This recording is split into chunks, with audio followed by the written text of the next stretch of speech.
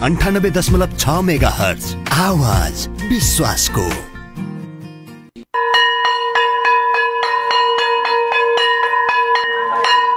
बिहानको 10 बज्यो। यो समय घरमै बसेर सुनेर पढ्न मिल्ने कार्यक्रम रेडियो स्कुलको हो। नमस्कार हाम्रा प्रिय विद्यार्थी भाइ बहिनीहरू, तपाईहरू सबैजनालाई कार्यक्रम रेडियो स्कुलमा हामी हार्दिक स्वागत गर्दछौँ। कार्यक्रम रेडियो स्कुल लकडाउनका बेला विद्यालय बन्द हुँदा शिक्षण सिकाइ क्रियाकलापबाट विद्यार्थी भाइ बहिनीहरू वञ्चित हुनु नपरोस् भनेर तयार पारिएको सिकाइ सहजीकरण कार्यक्रम हो। यो कार्यक्रम मेचीनगर नगरपालिकाको सहयोग एवं शिक्षक महासंघ प्याप्सन तथा एनप्याप्सन मेचीनगरको समन्वयमा उत्पादन गरिएको हो। भाइ बहिनीहरूलाई थाहै छ, हामी आइतबारदेखि शुक्रबारसम्म कक्षा 5 देखि 10 सम्मका भाइ बहिनीहरूका निमित्त रेडियो कक्षा प्रसारण गर्छौं। आज सोमबार नेपाली बार। आज सबै तहहरूमा नेपाली विषयको कक्षा सञ्चालन हुनेछ। 10 बजेदेखि 10:30 बजेसम्म कक्षा 5 र 6 का विद्यार्थी भाइ बहिनीहरूका लागि कक्षा सञ्चालन हुनेछ भने 10:30 बजेदेखि 11 बजेसम्म कक्षा 7 र 8 का विद्यार्थी भाइ बहिनीहरूका लागि कक्षा सञ्चालन हुँदा 11 बजेदेखि 11:30 बजेसम्म कक्षा 9 र 10 का विद्यार्थी भाइ बहिनीहरूका लागि कक्षा सञ्चालन हुनेछ। रेडियो साथी 98.6 मेगाहर्ज, रेडियो साथीको फेसबुक टाइमलाइन तथा अनलाइन रेडियोसाथी.com लगइन गरेर पनि कार्यक्रम सुन्न सक्नुहुनेछ। अबको पालोमा कक्षा 5 र 6 का विद्यार्थी भाइ बहिनीहरूका लागि विषय विज्ञ शिक्षकज्यूहरूबाट कक्षा सञ्चालन हुँदैछ। त्यसैले कापी कलम लिएर रेडियो सुन्दै टिपोट गर्दै पढौँ है त। नमस्ते, म खिला खनाल मेचीनगर 9 धुलाबारीमा अवस्थित आदर्श विद्या मन्दिर अङ्ग्रेजी माविमा पढाउँछु। भाइ बहिनीहरू सबैले मलाई अब चिनिसक्नुभयो होला। आज पनि रेडियो स्कुलको कार्यक्रमको कक्षामा प्रवेश गर्दैछु। आज असार 8 गते सोमबार। भाइ बहिनीहरूलाई पुनः स्वागत गर्दै म नेपाली विषयको पाठ्यवस्तुलाई अगाडि बढाउन चाहन्छु। भाइ बहिनीहरू, तपाईहरूले अघिल्ला कक्षाहरूमा धेरै कुराहरू सुनेर बुझेर ज्ञान लिइसक्नुभयो। नेपाली विषयमा पनि कक्षा 5-6 मा पढ्ने भाइ बहिनीहरू व्याकरण शिक्षामा पर्ने शब्द, शब्दवर्ग, नाम, सर्वनाम, विशेषण, क्रिया विशेषण, संयोजक, निपात, विस्मयादिबोधक, नामयोगी जस्ता शब्दहरूको परिभाषा र उदाहरणहरू अगाडि नै जानिसक्नुभयो। त्यसै गरी मैले अघिल्लो कक्षामा नानीहरूलाई नामका प्रकारहरूको परिभाषा र उदाहरणहरू चिनाएर प्रष्ट पारेकी थिएँ, होइन त? तपाईहरूलाई पक्कै पनि याद भयो होला। आज फेरि हामी अब सर्वनामको प्रकारहरूबारे छलफल गरेर सुनेर कापीमा टिपोट गरेर बुझौँ है त। ओके भाइ बहिनीहरू, हामीले सुनेको बुझेको सर्वनाम शब्द पनि 5 प्रकारका छन्। हामीले सुनेको सर्वनाम शब्द पनि 5 प्रकारका छन्। टिप्दै जानुहोस् है। अब ती 5 प्रकारका सर्वनामहरू टिपोट गर्नुहोस्। म सुरुदेखि भन्दै जानेछु। पहिलो हो पुरुषवाचक सर्वनाम, दोस्रो दर्शकवाचक सर्वनाम, तेस्रो सम्बन्धवाचक सर्वनाम, चौथो प्रश्नवाचक सर्वनाम, पाँचौं हो निजवाचक सर्वनाम। फेरि एकचोटि ध्यान दिएर सुन्नुहोस् त भाइ बहिनी हो। पुरुषवाचक सर्वनाम, दर्शकवाचक सर्वनाम, सम्बन्धवाचक सर्वनाम, प्रश्नवाचक सर्वनाम, निजवाचक सर्वनाम। अब म तपाईहरूलाई पालै पालो यी 5 प्रकारका सर्वनामको परिभाषा र उदाहरण बताउने छु। तपाईहरू कापीमा टिपोट गर्न ध्यान दिएर सुन्नुहोस् अनि टिपोट गर्नुहोस्। सर्वनामका प्रकारमा पहिलो अघि हामीले के भन्यौं सोच्नुहोस् त एकैछिन। हामीले अघि सुरुमा पुरुषवाचक सर्वनाम भनेका थियौं। अब म पुरुषवाचक सर्वनाम भनेको के हो त म बताउँछु है त। पुरुष वा स्त्री दुवैलाई बुझाउने सर्वनामलाई पुरुषवाचक सर्वनाम भनिन्छ। टिप्दै हुनुहुन्छ? पुरुष वा स्त्री दुवैलाई बुझाउने सर्वनामलाई पुरुषवाचक सर्वनाम भनिन्छ।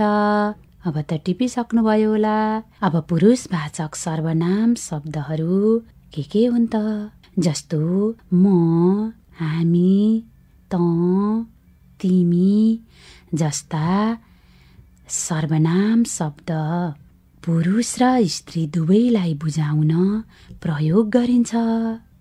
म, हामी, त, तिमी जस्ता सर्वनाम शब्द पुरुष र स्त्री दुवैलाई बुझाउन प्रयोग गरिन्छ। अझै प्रष्ट पार्न म वाक्य बनाएर सिकाउँछु है त। जस्तै म घर गएको छु, पुरुषलाई बुझाएको म घर गएको छु, पुरुषलाई बुझाएको वाक्य यो। अनि म घर गएकी छु, गएकी स्त्रीलाई बुझाएको वाक्य हो। यसरी पुरुषवाचक सर्वनामले पुरुष र स्त्री दुवैलाई बुझाउने काम गर्छ हैन? पुरुषवाचक सर्वनामले पुरुष र स्त्री दुवैलाई बुझाउने काम गर्दो रहेछ। जस्तै म, हामी, त, तिमी, तपाईँ, ऊ, उनी, उनीहरू आदि सबै पुरुषवाचक सर्वनामका उदाहरणहरू हुन्। फेरि उदाहरण सुन्नुहोस् त पुरुषवाचक सर्वनामका। म, हामी, त, तिमी, तपाईँ, ऊ, उनी, उनीहरू आदि सबै पुरुषवाचक सर्वनामका उदाहरणहरू हुन्। प्रष्ट भयो होला। अब त बुझिसक्नुभयो भाइ बहिनी हो। अब पुरुषवाचक सर्वनाम तपाईहरूले बुझिसकेपछि अब म सर्वनामका प्रकारको दोस्रो नम्बरमा रहेको दर्शकवाचक सर्वनामको बारेमा बताउने छु। ध्यान दिएर सुन्नुहोस् है। यो पनि तपाईहरूले कापीमा टिपोट गर्नुहोस्। दर्शकवाचक सर्वनाम केलाई भनिन्छ त? उत्तर सुन्नुहोस् त। नजिक वा टाढाको वस्तु, व्यक्ति वा ठाउँलाई तोकेर बुझाउने सर्वनामलाई दर्शकवाचक सर्वनाम भनिन्छ। टिप्दै हुनुहुन्छ? फेरि सुन्नुहोस् त। नजिक वा टाढाको वस्तु, व्यक्ति वा ठाउँलाई तोकेर बुझाउने सर्वनामलाई दर्शकवाचक सर्वनाम भनिन्छ। जस्तै दर्शकवाचक सर्वनामहरूमा यो, त्यो, यी, ती, यहाँ, त्यहाँ आदि पर्दछन्। फेरि सुन्नुहोस् त। यो, त्यो, यी, ती, यहाँ, त्यहाँ आदि सबै शब्दहरू दर्शकवाचक सर्वनामका उदाहरणहरू हुन्। कुनै वाक्य बनाएर पनि दर्शकवाचक सर्वनामहरूलाई चिनौँ है त। तिमीले नेपालीको गृह कार्य गर्यौ, त्यो मलाई आएन। म काठमाडौँमा बस्छु, यहाँ खानेपानीको समस्या छ। हो, यी वाक्यमा तिमी, त्यो, म, यहाँ जस्ता सर्वनाम शब्दहरू प्रयोग भएका छन्। यसरी वाक्यद्वारा पनि हामीले दर्शकवाचक सर्वनाम शब्दहरू चिन्न सक्छौँ। भाइ बहिनीहरू बुझ्दै हुनुहुन्छ होला हैन? राम्ररी सुनेको कुरा त कहिल्यै बिर्सिँदैन। त्यसैले तपाईहरू पनि यसरी राम्ररी सुनेर बुझ्नुहोस् है। अब म भाइ बहिनीहरूलाई सम्बन्धवाचक सर्वनामको बारेमा बताउने छु। दर्शकवाचक सर्वनाम शब्द बुझिसकेपछि अब हामी सम्बन्धवाचक सर्वनामको बारेमा बुझौँ है त। ध्यान दिएर तपाईहरू सुन्नुहोस् है। सम्बन्धवाचक सर्वनाम भनेको के हो त? कस्ता शब्दहरू सम्बन्धवाचक सर्वनाम शब्दमा पर्दछन् त भन्ने नानीहरूको मनमा भइसक्यो होला। सुन्नुहोस् त अनि टिपोट गर्नुहोस्। म बिस्तारै बिस्तारै उत्तर भन्नेछु। नामको सट्टामा प्रयोग भएर वाक्यमा रहेका शब्दको बीचमा सम्बन्ध बनाउन आउने जे, जो, जुन, जो, जुन, जुन आदि सम्बन्धवाचक सर्वनाम हुन्। फेरि सुन्नुहोस् त एकचोटि। नामको सट्टामा प्रयोग भएर वाक्यमा रहेका शब्दको बीचमा सम्बन्ध बनाउन आउने जे, जो, जुन, जो, जुन, जुन आदि सबै सम्बन्धवाचक सर्वनामका उदाहरण हुन्। जस्तो म तपाईहरूलाई वाक्य बनाएर पनि सुनाउँछु है त। तपाईहरू वाक्यमा आएको सम्बन्धवाचक सर्वनाम शब्द पत्ता लगाउनुहोस् है भाइ बहिनी हो। जुन कलम राम्रो लाग्छ त्यही लैजाऊ। जुन कलम राम्रो लाग्छ त्यही लैजाऊ। यस वाक्यमा कुन हो त सम्बन्धवाचक सर्वनाम शब्द? भन्न सक्नुहुन्छ जुन हो भनेर। त्यस्तै यहाँदेखि जो जान्छन् जाउन्। कुन हो त सम्बन्धवाचक सर्वनाम शब्द यस वाक्यमा? भन्नुहोस् त जो रेडियो सुन्छन् धेरै कुरा जान्दछन्। जो। यसरी भाइ बहिनीहरू हामी वाक्यबाट पनि सम्बन्धवाचक सर्वनाम शब्दहरू चिन्न सक्छौँ। अब भाइ बहिनीहरू हामी पुरुषवाचक सर्वनाम, दर्शकवाचक सर्वनाम, सम्बन्धवाचक सर्वनाम शब्दहरू प्रयोग गरेको एउटा कविता पनि सुनौँ र अझै प्रष्टाउँ है त। कविता सुन्दा भन्दा राम्ररी मिलाएर भन्ने गर्नुपर्छ होइन त। कक्षा पनि रमाइलो हुन्छ होइन। ल अब तपाईहरू कविता सुन्नुहोस् है त। आफ्नो निम्ति आफै सोच तिमी जहिल्यै पनि। आफ्नो निम्ति आफै सोच तिमी जहिल्यै पनि। को के गर्छन् चासो नलेऊ कहिल्यै पनि। को के गर्छन् चासो नलेऊ कहिल्यै पनि। अरूलाई चिन्नु पूर्व आफूलाई नै चिन। अरूलाई चिन्नु पूर्व आफूलाई नै चिन। जो असल हुन्छन् तिनको मात्र कुरा सुन। जो असल हुन्छन् तिनको मात्र कुरा सुन। आफ्नो निम्ति आफै सोच तिमी जहिल्यै पनि। आफ्नो निम्ति आफै सोच तिमी जहिल्यै पनि। को के गर्छन् चासो नलेऊ कहिल्यै पनि। अरूलाई चिन्नु पूर्व आफूलाई नै चिन। जो असल हुन्छन् तिनको मात्र कुरा सुन। हो यस कवितामा आएको आफै भन्ने निजवाचक सर्वनाम हो। त्यस्तै को के भन्ने प्रश्नवाचक सर्वनाम हो। अनि जो भन्ने सम्बन्धवाचक सर्वनाम हो। फेरि अर्को कविता सुनेर तपाईहरू पत्ता लगाउनुहोस् है। जसलाई चोट लागे पनि मन हाम्रो रुन्छ, जसलाई चोट लागे पनि मन हाम्रो रुन्छ, हामीलाई दुःख पर्दा आँसु कसको झर्छ, हामीलाई दुःख पर्दा आँसु कसको झर्छ।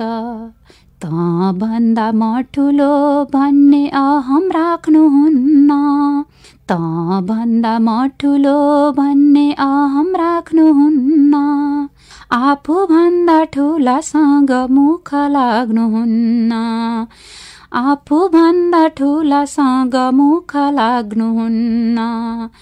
त भन्दा म ठुलो भन्ने अहम राख्नुहुन्न, आफू भन्दा ठुलासँग मुख लाग्नुहुन्न, आफू भन्दा ठुलासँग मुख लाग्नुहुन्न।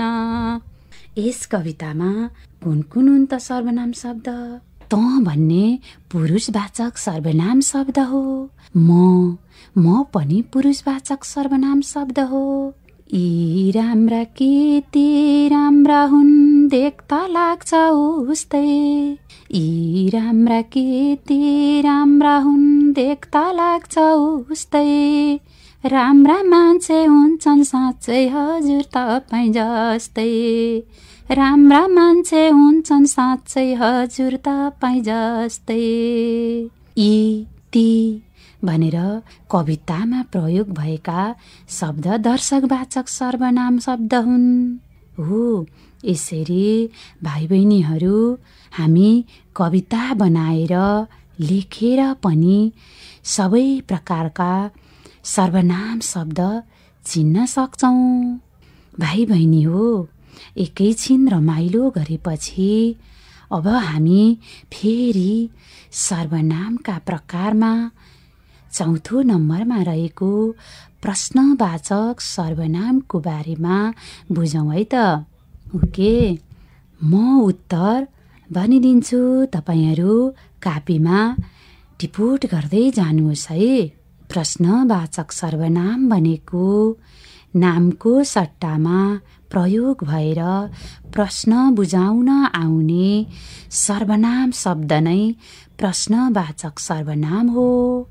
फेरि एकचोटि सुन्नुहोस् त, नामको सट्टामा प्रयोग भएर प्रश्न बुझाउन आउने सर्वनाम शब्द नै प्रश्नवाचक सर्वनाम हो। जस्तै को, के, को, के, कुन, कुन आदि सबै प्रश्नवाचक सर्वनामका उदाहरणहरू हुन्। फेरि उदाहरण सुन्नुहोस् त। प्रश्नवाचक सर्वनाम शब्दहरू को, के, को, के, कुन आदि सबै प्रश्नवाचक सर्वनामका उदाहरणहरू हुन्। जस्तो वाक्यबाट हामी प्रश्नवाचक सर्वनाम शब्द चिनौँ है त। आज घरमा को आएको छ? यस वाक्यमा कुन हो त सर्वनाम शब्द? को भन्ने प्रश्नवाचक सर्वनाम शब्द हो। अहिले रेडियोमा कुन विषयको पढाइ हुँदैछ? यस वाक्यमा कुन भन्ने शब्द प्रश्नवाचक सर्वनाम शब्द हो। तपाईहरूले आजको कक्षामा के बुझ्नुभयो? यो वाक्यमा के बुझ्नुभयो? के भन्ने प्रश्नवाचक सर्वनाम हो। तिमीले नेपाली व्याकरणमा के पढ्यौ? के भनेर प्रश्न गरेको छ। के पनि सर्वनाम शब्द हो। यी सबै वाक्यहरूमा प्रश्नवाचक सर्वनाम शब्दहरू प्रयोग भएका छन्। यसरी भाइ बहिनी हो, हामीले वाक्यद्वारा पनि प्रश्नवाचक सर्वनाम शब्दहरूबारे प्रष्ट भयौँ। तपाईहरू टिप्दै जाँदै हुनुहुन्छ होला, पक्कै पनि बुझ्दै जाँदै हुनुहुन्छ होला, होइन? म सकेसम्म सरल तरिकाले तपाईहरूलाई बुझाउने प्रयास गर्दैछु। भाइ बहिनी हो, अब म तपाईहरूलाई सर्वनामका प्रकारमा रहेको अन्तिम नम्बरमा रहेको निजवाचक सर्वनामको बारेमा बताउनेछु। ध्यान दिएर सुन्नुहोस् है। निजवाचक सर्वनाम भनेको के हो त? पक्कै पनि तपाईहरू सुन्दै हुनुहुन्छ र बुझ्दै हुनुहुन्छ अनि टिपोट पनि गर्दै हुनुहुन्छ होला, होइन त? मलाई विश्वास छ तपाईहरू बुझेर टिपोट गर्दै हुनुहुन्छ। भाइ बहिनी हो, टिपोट गर्नुहोस् त। निजवाचक भन्नाले वाक्यमा जसले काम गर्छ उसैको सट्टामा आउने सर्वनाम शब्दलाई निजवाचक सर्वनाम भनिन्छ। वाक्यमा जसले काम गर्छ उसैको सट्टामा आउने सर्वनाम शब्दलाई निजवाचक सर्वनाम भनिन्छ। हामी प्रष्ट भयौँ होला। टिपोट गरिसक्नुभयो? टिपोट गरिसक्नु भएको छैन भने म फेरि भन्नेछु। वाक्यमा जसले काम गर्छ उसैको सट्टामा आउने सर्वनाम शब्दलाई निजवाचक सर्वनाम भनिन्छ।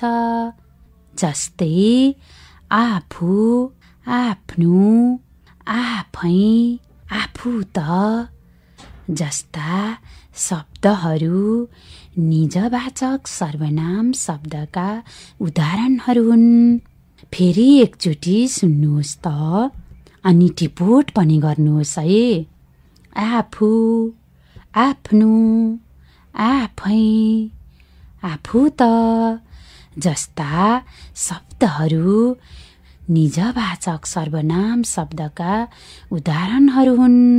पक्कै पनि बुझ्नुभयो होला निजवाचक सर्वनामको परिभाषा र उदाहरणहरू। अब फेरि म तपाईहरूलाई वाक्य बनाएर पनि सुनाउँछु। तपाईहरू मैले भनेको वाक्य सुनेर पनि निजवाचक सर्वनाम शब्दहरू चिन्नुहोस् है। हामी आफ्नो काम आफै गर्न सक्छौँ। हामी आफ्नो काम आफै गर्न सक्छौँ। पक्कै पनि भाइ बहिनीहरूले उत्तर थाहा पाइसक्नुभयो। यस वाक्यमा आफै निजवाचक सर्वनाम हो भनेर बुझ्न सक्नुभयो। आफै के हो रहेछ? निजवाचक सर्वनाम शब्द रहेछ।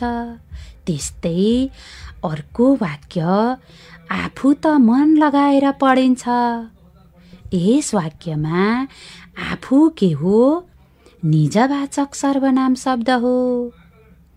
यसरी भाइ बहिनीहरू हामीले वाक्यबाट पनि सर्वनाम शब्दहरू चिनेर पत्ता लगाउन सक्छौँ। आज तपाईहरूलाई कक्षामा मैले 5 प्रकारका सर्वनामका बारेमा प्रश्न पारेँ। तपाईहरूले पक्कै पनि बुझ्नुभयो होला। हामीले आज पुरुषवाचक सर्वनाम, दर्शकवाचक सर्वनाम, सम्बन्धवाचक सर्वनाम, प्रश्नवाचक सर्वनाम र निजवाचक सर्वनामको परिभाषा र उदाहरणहरूबारे आजको कक्षामा प्रश्न पारेँ। तपाईहरूलाई पक्कै पनि प्रश्न भयो होला अनि बुझ्नुभयो होला भन्ने आशा गरेकी छु। तपाईहरू पनि यसरी रेडियो सुनेर टिपोट गरेर सम्झने बानी गरी अहिले घरमै बसेको समयको सदुपयोग गर्नुहोला है भाइ बहिनी हो। आजको कक्षाको समय सकिएको छ। बाँकी नयाँ अझै ज्ञानमूलक कुराहरू म अर्को सोमबार बताउने छु। यतिन्जेलसम्म रेडियो सुनेर ज्ञान लिनुभयो। तपाईहरू घरमै बसेर स्वस्थ रहनुहोस्, रमाइलो गर्नुहोस्, कथा कविता लेखेर आफ्ना बाबा आमालाई सुनाउनुहोस् भन्दै म खिला खनाल पनि आजको कक्षाबाट बिदा हुन चाहन्छु। हवस् त, नमस्ते। भाइ बहिनीहरूलाई फेरि स्वागत छ कार्यक्रम रेडियो स्कुलमा। तपाईहरूले भर्खरै कक्षा 5 र 6 का लागि तयार पारिएको कक्षा सुनिसक्नु भएको छ। कक्षा सुनिसकेपछि तपाईका केही प्रश्न वा जिज्ञासा भएमा रेडियो साथीको फोन नम्बर 023 563 037 मा फोन गरेर प्रश्न टिपाउन सक्नुहुनेछ वा हाम्रो फेसबुक पेजमा समेत प्रश्नहरू पठाउन सक्नुहुनेछ। अर्को कक्षामा भाइ बहिनीहरूको जिज्ञासाको समाधान गर्ने प्रयास गरिनेछ। अबको पालोमा कक्षा 7 र 8 का भाइ बहिनीहरूका लागि तयार पारिएको कक्षाहरू सञ्चालन गर्दै कक्षा 7 र 8 का विद्यार्थी भाइ बहिनीहरू कापी कलम लिएर तयार रहनुहोस् है त।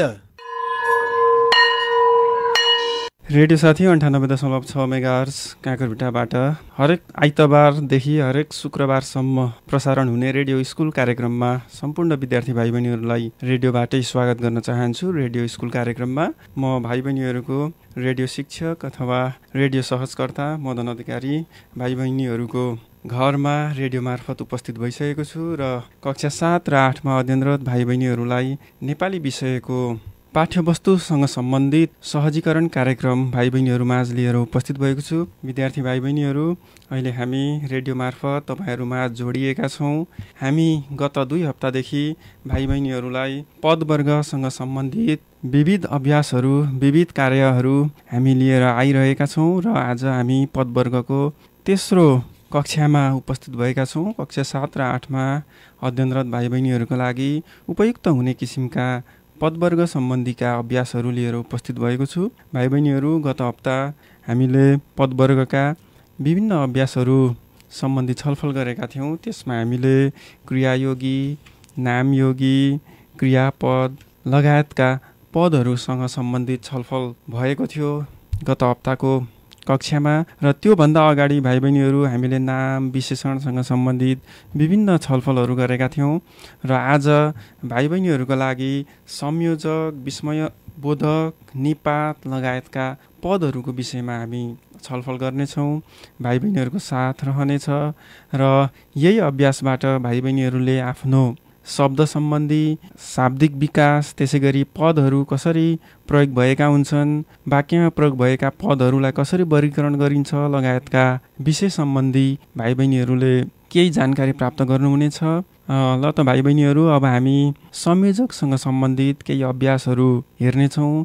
केही उदाहरणहरू हामी यसका लागि छलफल गर्नेछौँ। भाइ बहिनीहरूले सुनेर आफूले कतिको सिकेको छु र कतिको सिक्छु भन्ने कुराहरू आफूले पनि मूल्याङ्कन गर्न सक्नुहुन्छ र केही अभ्यासहरू पनि राख्ने नै छु। र भाइ बहिनीहरू, यहाँ केही उदाहरणहरू छन्, ध्यान दिएर सुन्नुहोला। मलाला र सत्यार्थीले सन् 2014 को नोबेल शान्ति पुरस्कार पाए। मलाला र सत्यार्थीले सन् 2014 को नोबेल शान्ति पुरस्कार पाए। त्यसै गरी अर्को वाक्य छ, भोक लाग्यो तैपनि हामीले खाना खाएनौँ। भोक लाग्यो तैपनि हामीले खाना खाएनौँ। मैले भनेको मानेनौ भने म रिसाउँछु। मैले भनेको मानेनौ भने म रिसाउँछु। निर्मल विद्यालय गयो तर राम्ररी पढ्न सकेन। निर्मल विद्यालय गयो तर राम्ररी पढ्न सकेन। हिउँ पर्यो अनि जाडो भयो। हिउँ पर्यो अनि जाडो भयो। भाइ बहिनीहरू, यहाँ अहिले 5 वटा वाक्यहरू मैले राखेको छु, जहाँ पहिलो वाक्य छ, मलाला र सत्यार्थीले सन् 2014 को नोबेल शान्ति पुरस्कार पाए। यस वाक्यमा मलाला र सत्यार्थी दुईजना व्यक्तिलाई जोड्ने काम एउटा शब्दले गरेको छ भाइ बहिनीहरू, जहाँ मलाला सुरुमा आएको शब्द, त्यस पछाडि सत्यार्थी, त्यसपछि आएको शब्द र यी दुईलाई जोड्ने काम गरेको छ र भन्ने शब्दले। यहाँ भाइ बहिनीहरू र नै संयोजक हो। त्यसै गरी दोस्रो वाक्यमा भोक लाग्यो तैपनि हामीले खाना खाएनौँ। यहाँ भोक लाग्यो भन्ने एउटा वाक्य छ। त्यसै गरी त्यस पछाडि अर्को छ, हामीले खाना खाएनौँ। यहाँ हामीले खाना खाएनौँ अनि अगाडिको भोक लाग्यो, यसरी दुईवटा वाक्यलाई जोड्ने काम तैपनि भन्ने शब्दले गरेको छ भाइ बहिनीहरू। त्यसैले यहाँ तैपनि भन्ने शब्द संयोजकको रूपमा प्रयोग भएको हो भाइ बहिनीहरू। तैपनि संयोजक हो यस वाक्यको। त्यसै गरी मैले भनेको मानेनौ भने म रिसाउँछु। यहाँ भने भन्ने शब्दले मैले भनेको मानेनौ त्यसै गरी म रिसाउँछु भन्ने दुईवटा वाक्यलाई जोड्ने काम गरेको छ। त्यसैले यहाँ भने भन्ने शब्द नै संयोजक हो। त्यसै गरी निर्मल विद्यालय गयो तर राम्ररी पढ्न सकेन। निर्मल विद्यालय गयो एउटा वाक्य छ भाइ बहिनीहरू। त्यसै गरी त्यस पछाडि आएको छ राम्ररी पढ्न सकेन। यहाँ तर भन्ने शब्दले दुईवटा वाक्यलाई एक आपसमा जोड्ने काम गरेको छ। त्यसैले तर नै यस वाक्यको संयोजक हो। त्यसै गरी हिउँ पर्यो अनि जाडो भयो। यहाँ हिउँ पर्योले एउटा वाक्यको काम गरेको छ। त्यसै गरी जाडो बढ्यो अर्को वाक्य छ। यसरी दुई वाक्यलाई अनि भन्ने संयोजकले जोडेको छ भाइ बहिनीहरू। यहाँ अनि संयोजक हो। यसरी भाइ बहिनीहरू हामीले अहिले सुनेका यी 5वटा वाक्यहरू जहाँ पहिलो वाक्यमा र, दोस्रोमा तैपनि, तेस्रोमा भने, चौथोमा तर, त्यसै गरी पाँचौँमा अनि भन्ने शब्द आएको छ। यसरी यहाँ आएका यी 5वटा शब्दहरूले वाक्य अथवा शब्दलाई जोड्ने काम गरेको छ। त्यसैले यी शब्दहरू संयोजक हुन् भाइ बहिनीहरू। हामी यसलाई अझ फरक तरिकाले अरू उदाहरणसहित पनि बुझ्न सक्छौँ।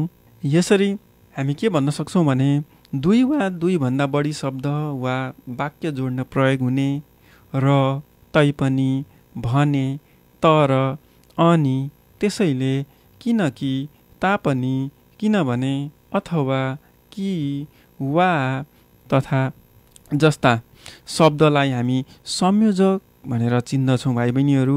यिनीहरू संयोजक हुन्। यिनीहरूले कुनै पनि शब्दलाई अथवा वाक्यलाई जोड्ने काम गरेका हुन्छन् भाइ बहिनीहरू।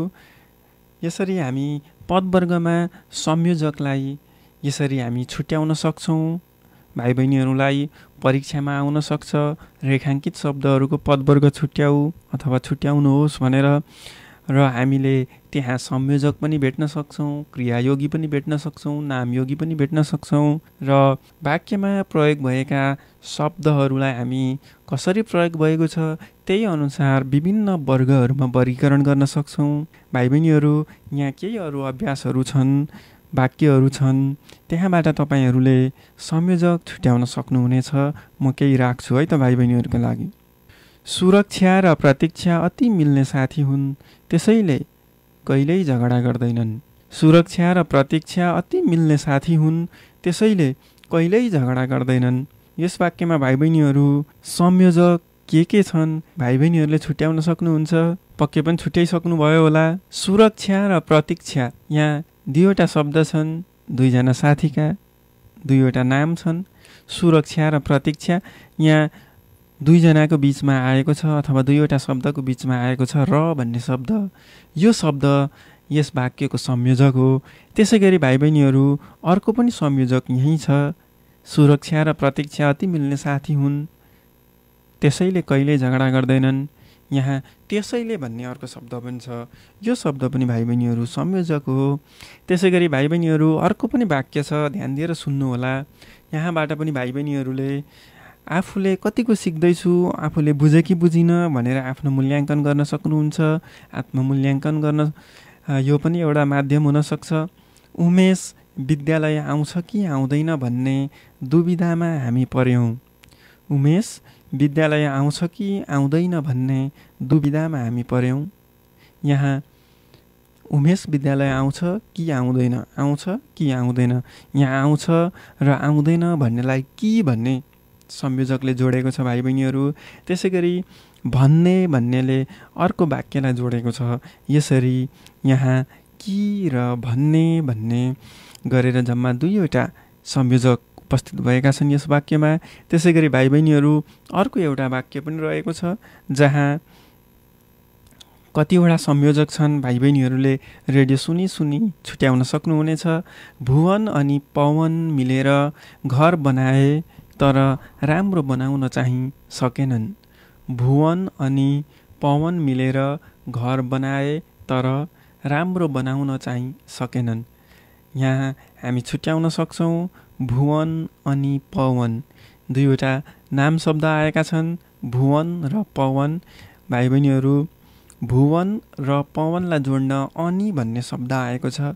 यो शब्द नै पक्कै पनि संयोजक हो भनेर भाइ बहिनीहरूले पक्कै पनि चिनिसक्नु भएको छ। त्यसै गरी अर्को पनि संयोजक यहीँ रहेको छ, भुवन अनि पवन मिलेर घर बनाए। यहाँ एउटा वाक्य छ र अर्को वाक्य पनि छ पछाडिपट्टि, राम्रो बनाउन चाहिँ सकेनन्।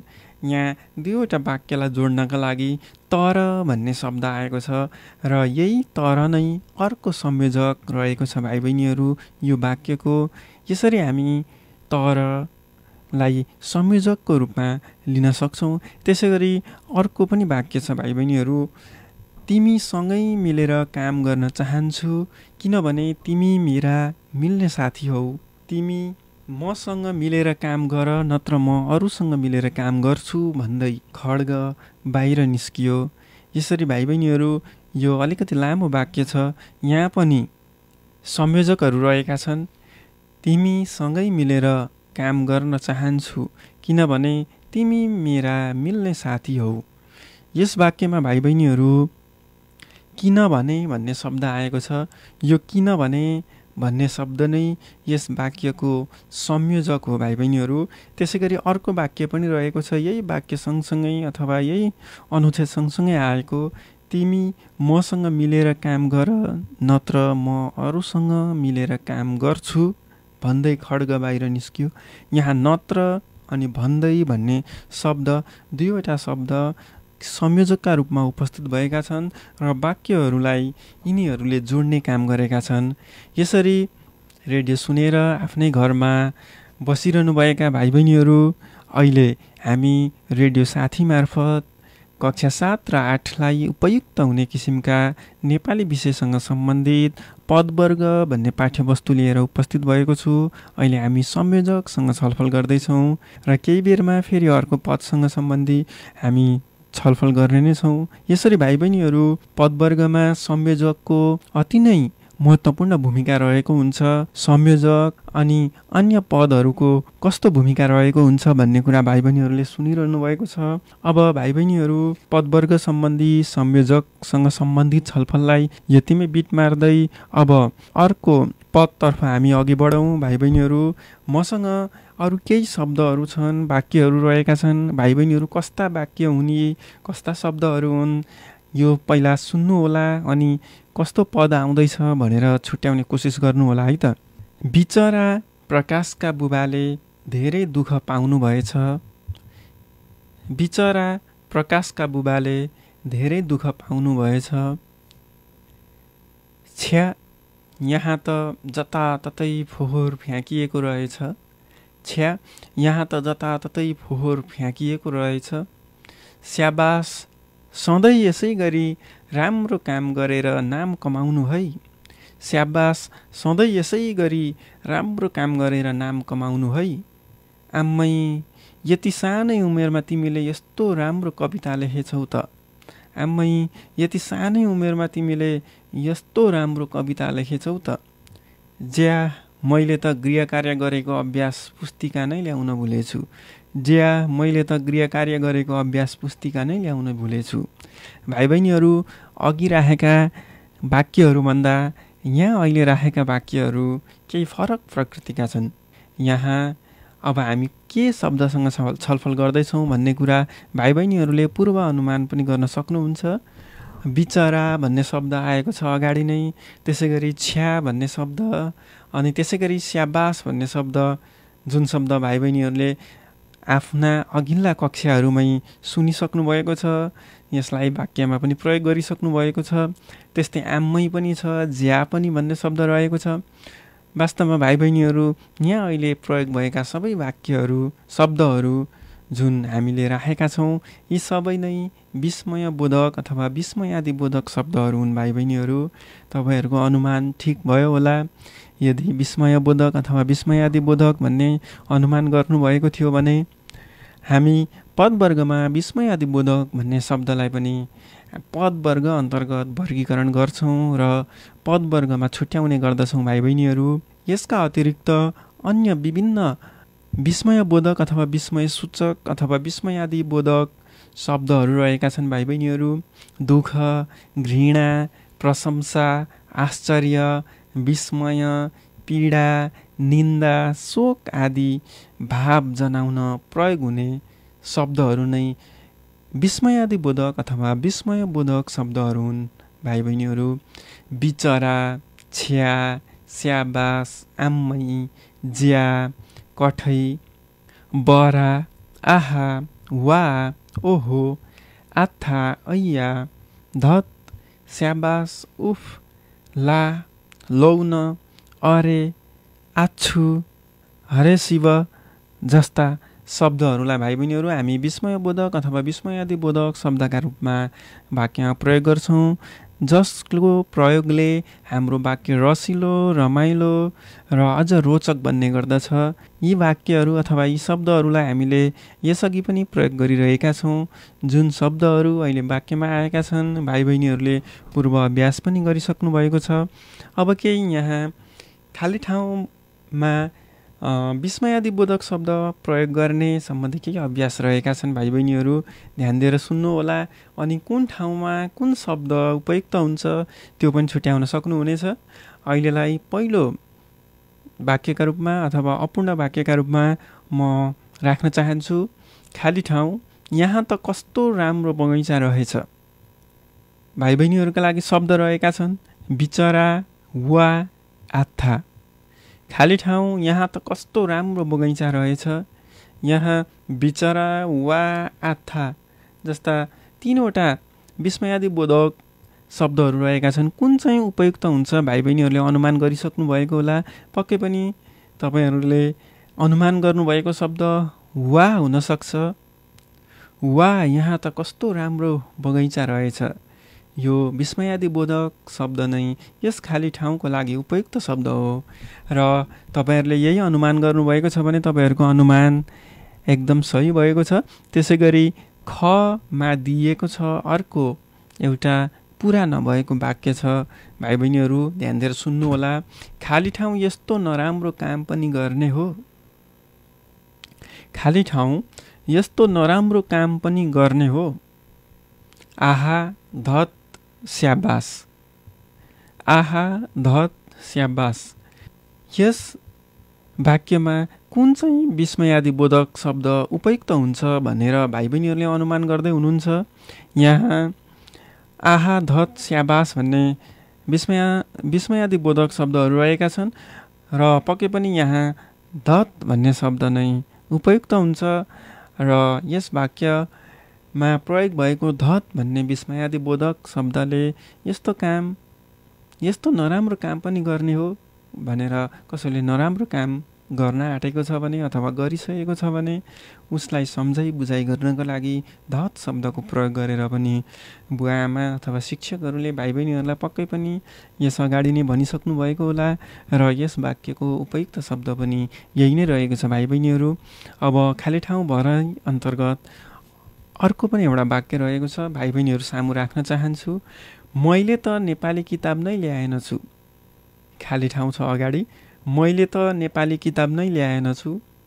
कठै, बरा, ला। यहाँ तीनवटा विस्मयसूचक अथवा विस्मयबोधक शब्दहरू रहेका छन्। कठै, बरा अनि ला। भाइ बहिनीहरू अनुमान गरिसक्नु भएको होला। यहाँ हामीले कुनै पनि बेला कुनै पनि कुरा बिर्स्यौँ भने हाम्रो मुखमा आउने पहिलो शब्द भनेकै ला हुने गर्दछ र हामी भन्छौँ ला मैले त नेपाली किताब नै ल्याएनछु। यसरी ला भन्ने शब्दलाई विस्मयादिबोधक शब्दका रूपमा हामी लिन सक्छौँ यस वाक्यमा भाइ बहिनीहरू। पक्कै पनि तपाईँहरूको अनुमान पनि सही भएको होला। र घ नम्बरमा छ अर्को वाक्य, खाली ठाउँ गरिबले कहिले दुःखबाट मुक्ति पाउलान्। खाली ठाउँ गरिबले कहिले दुःखबाट मुक्ति पाउलान्। अब यहाँ विस्मयादिबोधक शब्दका रूपमा रहेका छन् हरे शिव छि ला। हरे शिव छि ला कुन चाहिँ उपयुक्त हुन्छ त यस वाक्यका लागि भाइ बहिनीहरू अनुमान गर्नुहोला। खाली ठाउँ गरिबले कहिले दुःखबाट मुक्ति पाउलान्, पक्कै पनि हरे शिव गरिबले कहिले दुःखबाट मुक्ति पाउलान्।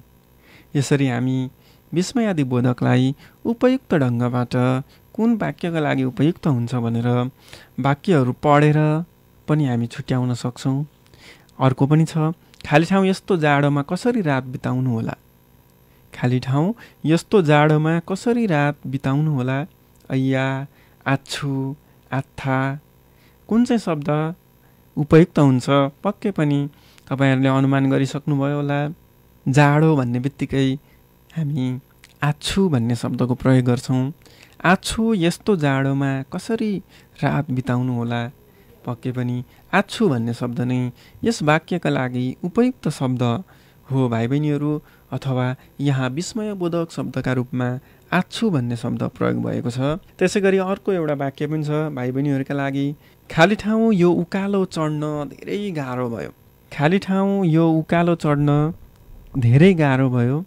अरे आहा उफ, अरे आहा उफ, खाली ठाउँ यो उकालो चढ्न धेरै गाह्रो भयो भन्ने वाक्यलाई पुरा गर्नका लागि विस्मयादिबोधक शब्दका रूपमा हामी यहाँ उफ भन्ने विस्मयसूचक शब्दको प्रयोग गर्न सक्छौँ भाइ बहिनीहरू। र यसरी भाइ बहिनीहरू अहिले केही समय अघि संयोजक, त्यस पछाडि अहिले भर्खरै विस्मयबोधक शब्द सम्बन्धी यहाँ छलफल भएको छ। मैले सहजीकरण गर्ने प्रयास गरेको छु, भाइ बहिनीहरूले रेडियो सुनिरहनु भएको छ। अब पदवर्ग अन्तर्गत नै पर्ने निपात भन्ने शब्द सम्बन्धी छलफल गरौँ है त भाइ बहिनीहरू।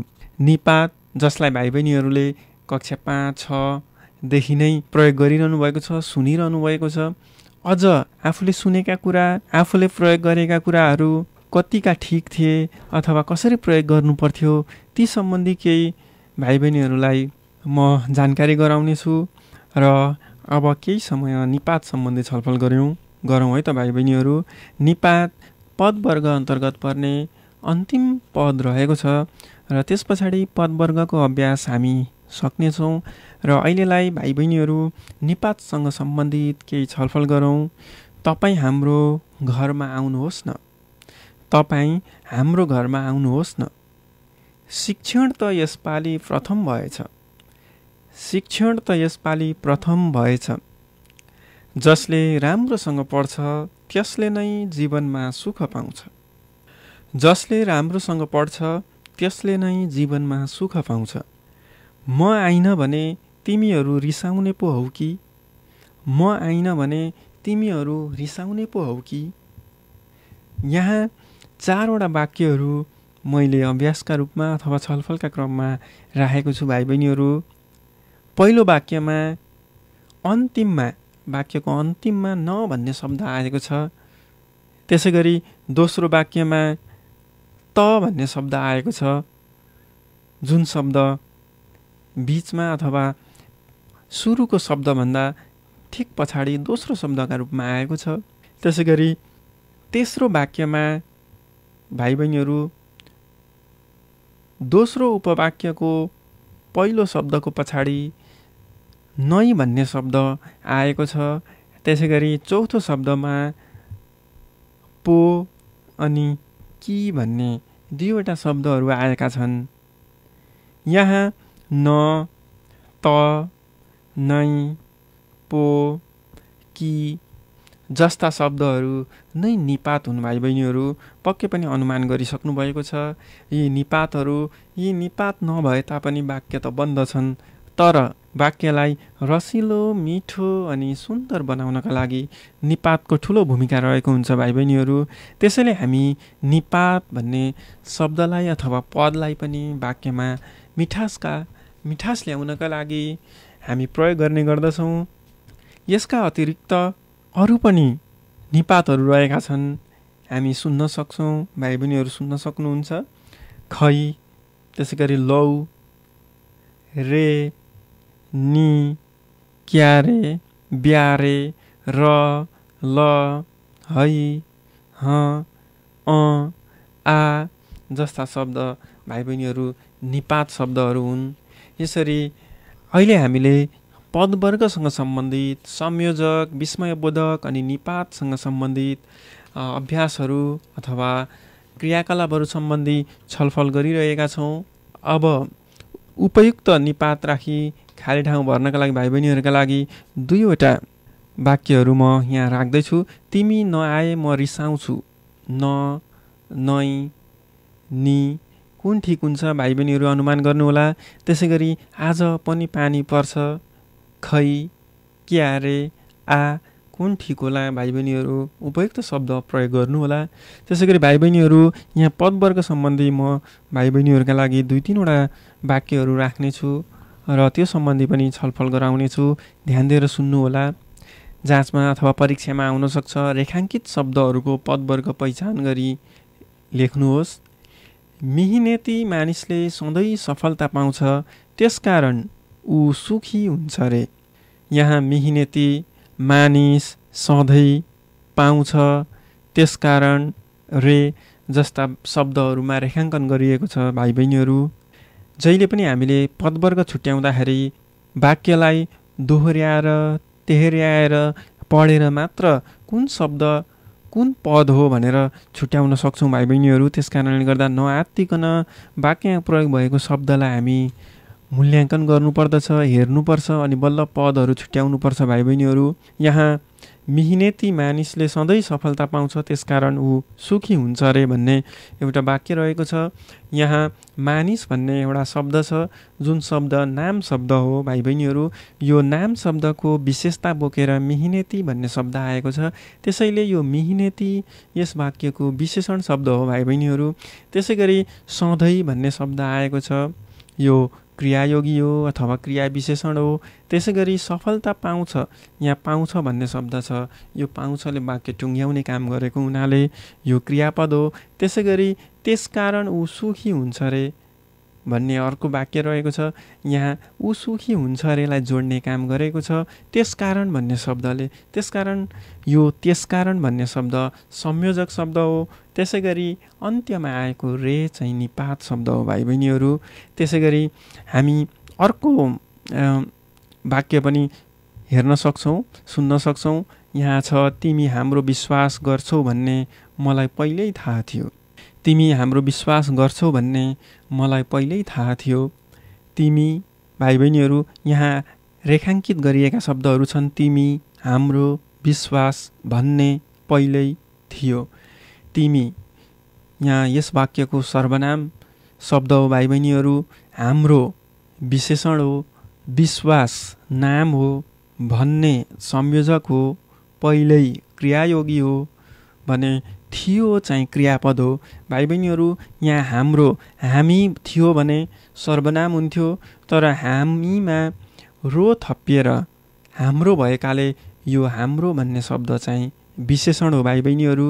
हाम्रो, तिम्रो जस्ता शब्दहरू विशेषण हुन्छन् अनि आफ्नो, आफ्नी शब्द पनि विशेषण नै हुन्छ। र यसरी भाइ बहिनीहरू रेखाङ्कित शब्दहरूको पदवर्ग हामी पहिचान गरेर त्यसलाई वर्गीकरण गर्न सक्छौँ। यही अभ्यासहरू यहाँ अहिले राखिएका छन्। त्यसै गरी अर्को पनि एउटा रहेको छ, गल्ती गरेपछि निराश हुने होइन, त्यसबाट पाठ सिकेर अघि बढ्नुपर्छ होइन र भन्ने भाइ बहिनीहरूको लागि अन्तिम वाक्यका रूपमा मैले यो राखेको छु। गल्ती गरेपछि निराश हुने होइन, त्यसबाट पाठ सिकेर अघि बढ्नुपर्छ होइन र। यहाँ गल्ती, पछि, होइन, त्यस, सिकेर अनि र भन्ने शब्दमा रेखाङ्कन गरिएको छ भाइ बहिनीहरू। ध्यान दिएर सुन्नुहोला। गल्ती भन्ने शब्द के होला अनुमान गर्दै हुनुहुन्छ। तपाईँहरूको अनुमान सही पनि हुनसक्छ अथवा केही कमजोरी पनि हुनसक्छ, त्रुटि पनि हुनसक्छ। एकचोटि ढुक्क हुनको लागि सुन्नु है त। गल्ती नाम शब्द हो भने गरेपछिमा आएको गरेमा जोडिएर आएको पछि नामयोगी हो। त्यसै गरी होइन भन्ने शब्द क्रियापद हो भने त्यसबाटमा अगाडि आएको त्यस भन्ने शब्द सर्वनाम हो।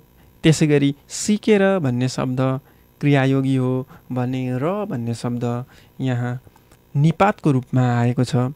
भाइ बहिनीहरू, रेडियो साथी 98.6 मेगाहर्जबाट हरेक दिन प्रसारण भइरहेको रेडियो स्कुल कार्यक्रममा भाइ बहिनीहरूले अप्रत्यक्ष रूपमा सहभागिता जनाइरहनु भएको छ। भाइ बहिनीहरूमाझ हामी अप्रत्यक्ष रूपमा जोडिरहेका छौँ। अहिलेको यस विषम परिस्थितिमा हामी रेडियोबाट नै भाइ बहिनीहरूको पाठ्यवस्तुसँग सम्बन्धित, पाठ्यपुस्तकसँग सम्बन्धित विविध अभ्यासहरूलाई सहजीकरण गर्ने प्रयास गरिरहेका छौँ र अहिले भर्खरै कक्षा 7 र 8का लागि उपयुक्त हुने नेपाली विषयको व्याकरणसँग सम्बन्धित पदवर्ग अन्तर्गत पर्ने विभिन्न पदहरूसँग सम्बन्धित शब्दहरू अथवा पदहरूलाई भाइ बहिनीहरूमाझ राख्ने प्रयास गरेको छु र भाइ बहिनीहरूको प्रतिक्रियाको आशमा आजलाई बिदा हुन चाहन्छु। अर्को हप्ता फेरि यसै गरी अन्य विविध क्रियाकलापहरू लिएर उपस्थित हुने नै छु। अहिलेलाई बिदा चाहन्छु। धन्यवाद।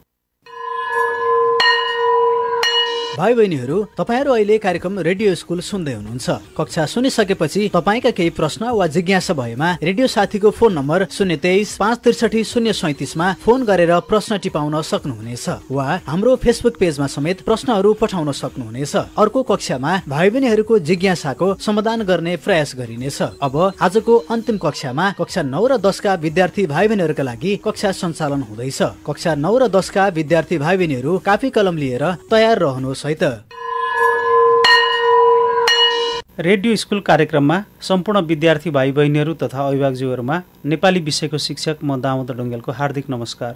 आज हामी कक्षा 9 र 10 का विद्यार्थीहरूको लागि नेपाली विषय अन्तर्गत व्याकरणको पदवर्ग अन्तर्गत सर्वनाम पढ्नेछौँ। यो विषयवस्तुका लागि हामीले 2वटा कक्षा गरिसकेका छौँ। नाम, वर्ग र त्यो सकेर सर्वनाम हामीले सुरु गरेका थियौँ। गत हप्ता हामीले सर्वनामको परिचय, सर्वनामका प्रकारहरूमा पुरुषवाचक सर्वनामका कुराहरू पढेका थियौँ र पुरुषवाचक सर्वनाममा हामीले प्रथम पुरुष, द्वितीय पुरुष र तृतीय पुरुषको कुरा पढेका थियौँ। अघिल्लो हप्ता सर्वनाम पढ्ने सन्दर्भमा नामको सट्टामा प्रयोग हुने शब्दलाई सर्वनाम भनिन्छ भनेर हामीले पढेका थियौँ। त्यसमै थप्दै सर्वनाम शब्द नाम शब्दको सट्टा त प्रयोग हुन्छ नै, साथै सर्वनाम शब्द पदावली, पदहरूको समूह तथा कहिलेकाहीँ चाहिँ एउटा सिङ्गो वाक्यको सट्टामा पनि आउन सक्छ। त्यसकारणले अब चाहिँ कक्षा 9-10 मा आएपछि हामीले नामको सट्टामा सँगसँगै पदावली वा वाक्यको सट्टामा पनि सर्वनाम प्रयोग हुन सक्छ भनेर बुझ्नुपर्छ।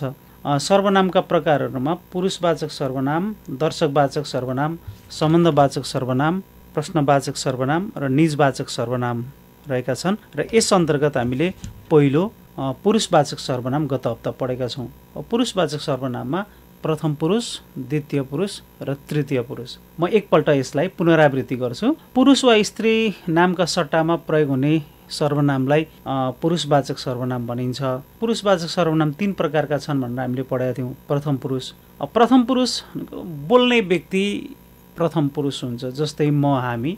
द्वितीय पुरुष भनेको वक्ताले बोलेको कुरा सुन्ने, जस्तो मैले बोलेँ भने तिमी, तपाईँ इत्यादि जो सुनिरहनु भएको छ द्वितीय पुरुष। जो बोल्छ प्रथम पुरुष, जो सुन्छ द्वितीय पुरुष। तृतीय पुरुष चाहिँ जसको बारेमा कुरा गरिन्छ, अर्थात् बोल्ने व्यक्तिले जसको बारेमा कुरा गर्छ त्यो तृतीय पुरुष हुन्छ। यस अन्तर्गत प्रथम पुरुषमा म, हामी, द्वितीय पुरुषमा त, तिमी, तपाईँ, हजुर र तृतीय पुरुषमा ऊ, उनी, उनीहरू। यो भयो गत हप्ता हामीले पढेका कुराहरूको पुनरावृत्ति। आज म सर्वनामको प्रकारमा दर्शकवाचक सर्वनाम, दोस्रो प्रकार। दर्शकवाचक सर्वनामलाई हामीले बुझ्नका लागि नजिक वा टाढाका व्यक्ति वा वस्तुलाई तोकेर बुझाउने सर्वनाम भनेर यसलाई चिन्छौँ।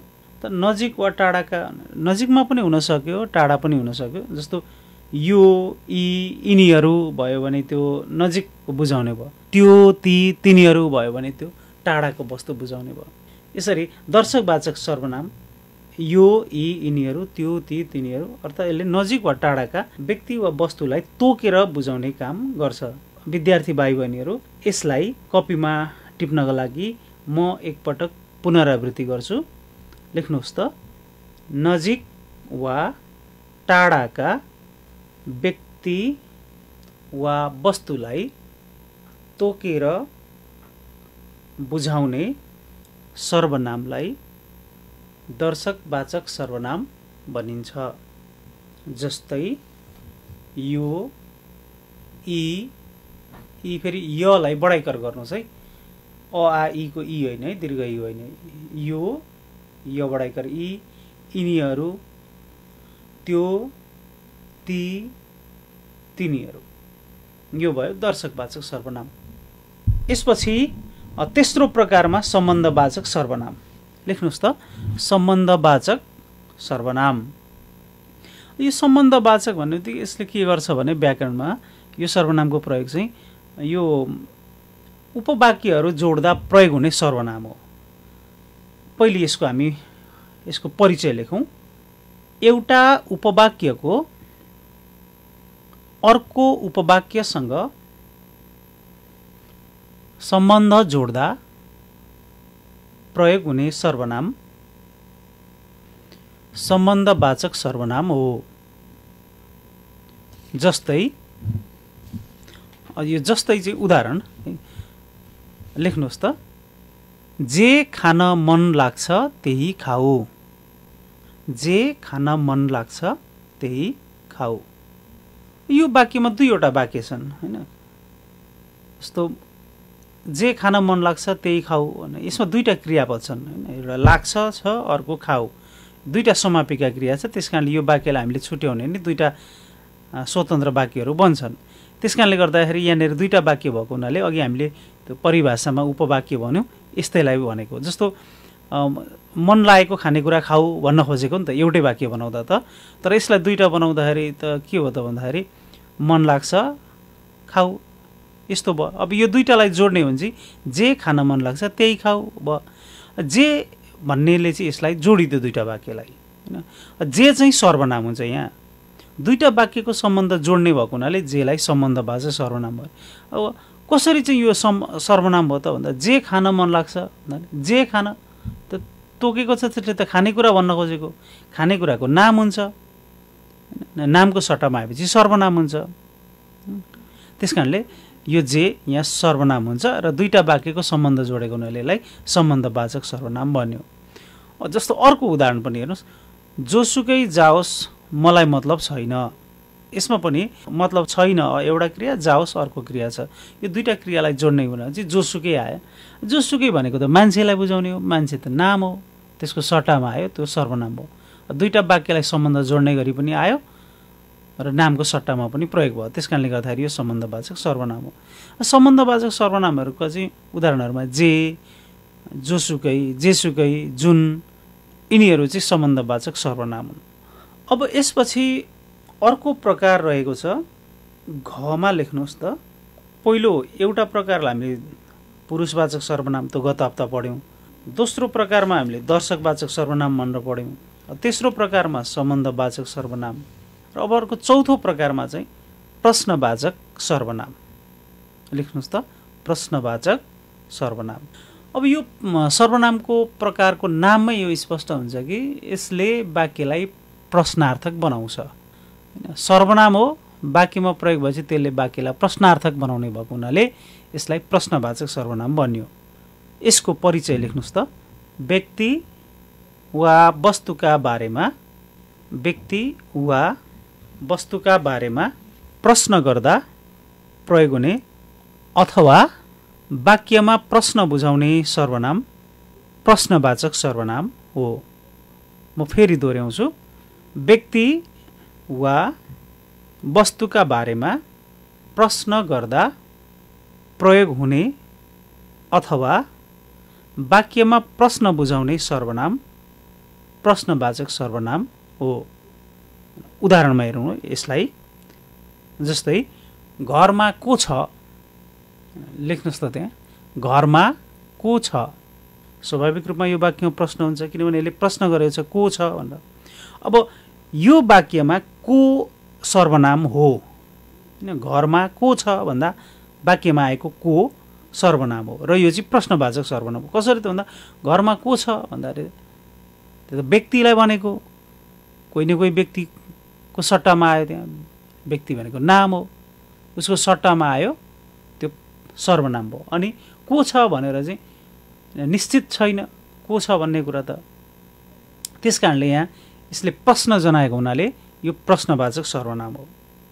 जस्तै यसलाई चाहिँ निश्चित प्रश्नवाचक पनि हुन्छ, अनिश्चित प्रश्नवाचक पनि हुन्छ। जस्तो भित्र कोही छ भन्यो, अर्को उदाहरण, भित्र कोही छ, कोही छ भनेपछि प्रश्न पनि भयो, कोही भनेको व्यक्तिलाई भन्यो। त्यस कारणले गर्दा त्यसले पनि के बुझायो त भन्दा प्रश्न बुझायो हैन। अर्को उदाहरण लेख्नुहोस्, तिम्रो झोलामा के छ, तिम्रो झोलामा के छ। के भन्ने बित्तिकै त्यसले स्वाभाविक प्रश्न बुझायो। के छ भन्ने बित्तिकै कुनै न कुनै वस्तुको नामको सट्टामा आयो त्यो।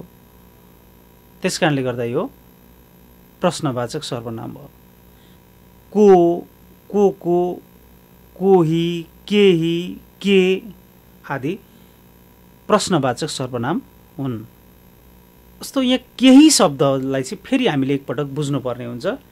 केही सर्वनाम पनि हुन्छ, विशेषण पनि हुन्छ। नामको सट्टामा प्रयोग हुने गरी आयो भने त केही सर्वनाम हुन्छ, तर मात्रा बुझाउने गरी आयो भने चाहिँ त्यो त्यति बेला विशेषण हुन्छ। त्यस्तो चाहिँ ख्याल गर्नुपर्छ। त्यस कारणले एउटै शब्द सर्वनाम पनि हुनसक्छ, विशेषण पनि हुनसक्छ। त्यो अस्ति मैले नाम पढाउँदा पनि कुरा गरेको थिएँ। सन्दर्भ अनुरूप त्यस्ता शब्दहरू वर्ग परिवर्तन गर्छन्, त्यसलाई विचलन पनि भनिन्छ। र यो केहीलाई यहाँ हामीले सर्वनाममा चाहिँ यसको उदाहरणको रूपमा हेर्न सक्छौँ। जस्तो तपाईँ केही खानुहुन्छ भनेर प्रश्न गरियो। त्यो केही खानुहुन्छ भन्दा धेरै थोरै अलिकतिको कुरा होइन, केही खानेकुरा भन्न खोजेको। त्यस्तो केही खानेकुरा भनेर बुझाउनको लागि आएको केही त्यो सर्वनाम भयो। मसँग केही पैसा छ भन्यो भने चाहिँ फेरि त्यहाँ चाहिँ केही चाहिँ सर्वनाम हुँदैन। त्यो पैसा, केही पैसा भन्ने बित्तिकै त्यहाँ पैसाको मात्रा बुझायो, धेरै थोरैको। त्यसरी मात्रा बुझाउने गरी आयो त विशेषण हुन्छ। साह्रै भोक लाग्यो केही खाउन भन्यो भने त्यस्तो बेलामा चाहिँ त्यो मात्रा धेरै थोरै भन्न नखोजेर केही खानेकुरा भनेको, त्यो खानेकुरालाई के छ खानेकुरा, केही छ खाउँ न भन्न खोजेको सन्दर्भमा आयो। त्यस कारणले त्यति बेला चाहिँ त्यो चाहिँ सर्वनाम हुन्छ। फेरि एकपटक, तपाईँ केही खानुहुन्छ भनेर प्रश्न गर्यो, त्यो सर्वनाम भयो। तर यहाँ हामीले के बुझ्नु छ भने केही खानुहुन्छ भन्दा धेरै थोरै भनेको चाहिँ होइन, खानेकुरालाई बुझाएको हो। अनि मसँग केही पैसा छ भनेर भन्छ भने चाहिँ त्यति बेला चाहिँ त्यो केही चाहिँ विशेषण हुन्छ, किनभने उसले केही पैसा भने चाहिँ त्यहाँ पैसाको मात्रा बुझायो। अर्को पाँचौँ प्रकार छ यसको निजवाचक सर्वनाम। लेख्नुहोस् त, ङमा निजवाचक सर्वनाम। निजवाचक सर्वनाम, यसको परिचय लेख्नुहोस् त। व्यक्ति स्वयंलाई बुझाउन प्रयोग गरिने सर्वनाम निजवाचक सर्वनाम हो। फेरि एकपटक, व्यक्ति स्वयंलाई बुझाउन प्रयोग गरिने सर्वनाम निजवाचक सर्वनाम हो। यो प्रकारमा चाहिँ कस्तो हुन्छ भने व्यक्ति आफैलाई बुझाउनको लागि प्रयोग गरिन्छ। जस्तो व्यक्ति भने त उसको त नाम हुन्छ, तर उसले आफैलाई बुझाउन प्रयोग गर्यो भने त्यति बेला चाहिँ त्यो निजवाचक सर्वनाम हुन्छ। जस्तै लेख्नुहोस् त, जस्तै भनेर उदाहरण, आफू, आफै, स्वयं, यी शब्दहरू चाहिँ निजवाचक सर्वनाम। यो आफू आफै प्रयोग गरिरहेको हुन्छ हामीले होइन, तपाईँहरूले पनि गरिरहनु भएको छ। स्वयं शब्द होइन, जस्तो केटो स्वयं ठिक छ भन्ने वाक्य भयो भने केटो स्वयं ठिक छ भने त्यो स्वयं भने त्यही केटोलाई नै बुझाउन आएको, छुट्टै पृथक रूपमा अर्कोलाई होइन, त्यही केटो भन्ने शब्दलाई नै बुझाउन आएको। त्यस कारणले यसलाई निजवाचक सर्वनाम भन्यो। यसरी सर्वनामका 5वटा प्रकार छन्। कसैले किताबमा, कुनै किताबमा 6वटा प्रकार पनि बनाएको हुनसक्छ। त्यो प्रश्नवाचक सर्वनामलाई 2टा खण्डमा विभाजन गरेको पनि हुन्छ, निश्चयवाचक र अनिश्चयवाचक भनेर। अब हामीले नाम र सर्वनाम सक्यौँ। अब यस पछाडि हामी यो पदवर्गमा तेस्रोमा हामी विशेषण पढ्छौँ। 3 नम्बर लेख्नुहोस् त, विशेषण भनेर लेख्नुहोस्। अब यो हामीले नाम र सर्वनाम पढिसक्यौँ। नाम र सर्वनाम पढिसकेपछि त्यही नाम र सर्वनामका आधारमा हामीले विशेषण शब्द पढ्छौँ।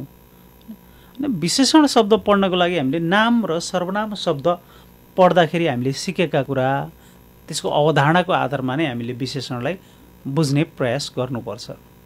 नामलाई हामीले के बुझ्यौँ भने व्यक्ति वा वस्तु आदिलाई बुझाउने, तिनीहरूको परिचय जनाउने शब्द भन्यो त्यो नाम हुन्छ भन्यो। सर्वनामलाई चाहिँ हामीले नामको सट्टामा प्रयोग हुने शब्द भन्यो। यो विशेषण चाहिँ यो नाम र सर्वनाम शब्दको विशेषता बुझाउने, विशेषता भनेर चाहिँ फेरि धेरै कुरा हुन्छ। यसको गुण पनि हुन्छ, दोषको कुरा पनि हुन्छ, मात्रा परिणामको कुरा पनि आउँछ, सङ्ख्याको कुरा पनि आउँछ। यस्तो बुझाउने शब्दलाई विशेषण शब्द भनिन्छ। पहिले चाहिँ विशेषणको परिचय लेख्नुहोस् त। विशेषण भनेर ड्यास गर्नुहोस्। नाम र सर्वनाम शब्दको गुण, दोष, मात्रा वा परिमाण, गुण कमा दिनुहोस्, दोष कमा दिनुहोस्, मात्रा वा परिमाण वा सङ्ख्या आदि बुझाउने शब्दलाई विशेषण भनिन्छ। पुनः दोहोऱ्याउँछु। नाम र सर्वनाम शब्दको गुण, दोष, मात्रा वा परिमाण, सङ्ख्या आदि बुझाउने शब्दलाई विशेषण भनिन्छ। विशेषण 4 प्रकारका छन्। अहिले हामीले विशेषणको परिचय लेख्यौँ हैन। अब यसको 4वटा प्रकारमा चाहिँ गुणबोधक विशेषण, परिमाणबोधक विशेषण, सङ्ख्याबोधक विशेषण र सार्वनामिक विशेषण गरी यसका 4वटा प्रकार छन्। विशेषण शब्दको प्रकार पढ्नुभन्दा अगाडि फेरि एकपटक यो विशेषण शब्द पदवर्ग ठम्याउँदाखेरि, पदवर्ग पहिचान गर्दा विशेषण शब्द कसरी पहिचान गर्ने भन्ने कुरा पनि मुख्य रहेको छ। अब यो विशेषण शब्दको सन्दर्भमा जहिले पनि विशेषण शब्दलाई पृथक रूपमा नहेरेर यो नाम र सर्वनाम शब्दको विशेषता बुझाउने गरी आएको छ कि छैन भनेर हेर्नुपर्छ। जस्तै मैले यो पदवर्ग सुरु गर्दा एउटा वाक्य भनेको थिएँ, प्रश्न। अचेल इलाममा रसिला सुन्तला पाइँदैनन्। त्यो मैले सुरुमा भनेको एउटा प्रश्न हो। त्यो वाक्य तपाईँहरूले टिप्नु भएको छ पक्कै पनि, नियमित कक्षामा सहभागी हुने विद्यार्थीले पक्कै पनि टिप्नु भएको छ। त्यो अचेल इलाममा रसिला सुन्तला पाइँदैनन् भन्दाखेरि त्यो सुन्तला नाम शब्द भयो, किनभने हामीले नाम पढिसकेका छौँ, त्यसबाट पनि त्यो स्पष्ट हुन्छ। अनि त्यहाँ त्यो वाक्यमा त्यो रसिला सुन्तला भन्यो, सुन्तला त नाम भयो भने रसिलो के हो त भन्दा त्यसको त गुण हो, होइन, त्यसले विशेषता बुझायो भने त्यो विशेषण शब्द हुन्छ।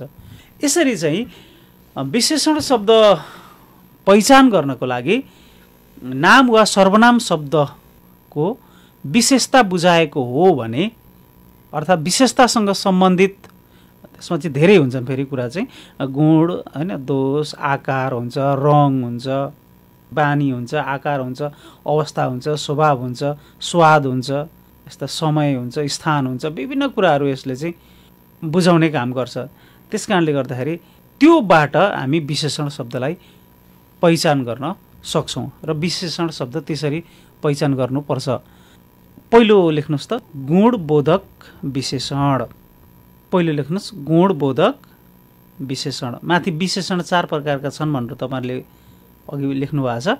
पहिलो लेख्नुहोस् कमा गुणबोधक विशेषण, खमा परिमाणबोधक विशेषण, परिमाणबोधक विशेषण। त्यो परिमाणबोधकलाई चाहिँ ब्राकेटमा मात्राबोधक भनेर लेख्दा पनि हुन्छ है, मात्राबोधक विशेषण भन्दा पनि हुन्छ, या मात्रा बुझाउने भनेर लेख्दा पनि हुन्छ। अर्को सङ्ख्यावाचक विशेषण, सङ्ख्याबोधक पनि हो। र अर्को घमा चाहिँ सार्वनामिक विशेषण। आज हामीले सर्वनामका प्रकारहरू र विशेषणको परिचय पढ्यौँ। आजको कक्षा यति नै। विशेषणका प्रकारहरू हामी अर्को कक्षामा पढ्नेछौँ। यो आजको कक्षाका बारेमा कुनै जिज्ञासा भएदेखि रेडियो स्कुलको कार्यक्रममा विभिन्न माध्यमबाट प्रश्न टिपाउन सकिनेछ। तपाईँहरूले पठाउनु भएको प्रश्नको म जवाफ खोजी गर्नेछु। यतिन्जेल रेडियो सुनेर शिक्षण सिकाइमा सहभागी भइदिनु भयो यसको लागि सबैजना विद्यार्थी भाइ बहिनी अभिभावकहरू सबैलाई हार्दिक धन्यवाद। निरन्तर अध्ययन गरौँ, घरलाई नै विद्यालय बनाउने प्रयास गरौँ, सुरक्षित रहौँ, घरमै बसौँ। यतिन्जेल रेडियो सुनेकोमा सबैजनालाई धन्यवाद। भाइ बहिनीहरू, आजका लागि सबै कक्षाहरू सम्पन्न भइसकेका छन्। कक्षा सुनिसकेपछि तपाईँका केही प्रश्न वा जिज्ञासा भएमा रेडियो साथीको फोन नम्बर 023 563 037 मा फोन गरेर प्रश्न टिपाउन सक्नुहुनेछ वा हाम्रो फेसबुक पेजमा समेत प्रश्नहरू पठाउन सक्नुहुनेछ। अर्को कक्षामा भाइ बहिनीहरूको जिज्ञासाको समाधान गर्ने प्रयास गरिनेछ। भाइ बहिनीहरू, आजलाई कार्यक्रम रेडियो स्कुल यति नै। तपाईहरू यी सबै कक्षाहरूको अडियो हाम्रो फेसबुक टाइमलाइनमा गएर दोहोऱ्याई सुनेर थप प्रष्ट हुन सक्नुहुनेछ। भोलिको कक्षामा पुनः हाम्रो भेट हुनेछ। लकडाउनका बेला घरमै बसी कार्यक्रम सुनेर अभ्यास गर्दै पढ्दै गर्नुहोला है त। तबसम्मका लागि सबै विषय शिक्षकहरूको साथमा प्राविधिक साथी करिना पौडेलसँगै म जिआर धिताल पनि बिदा हुन्छु। नमस्कार।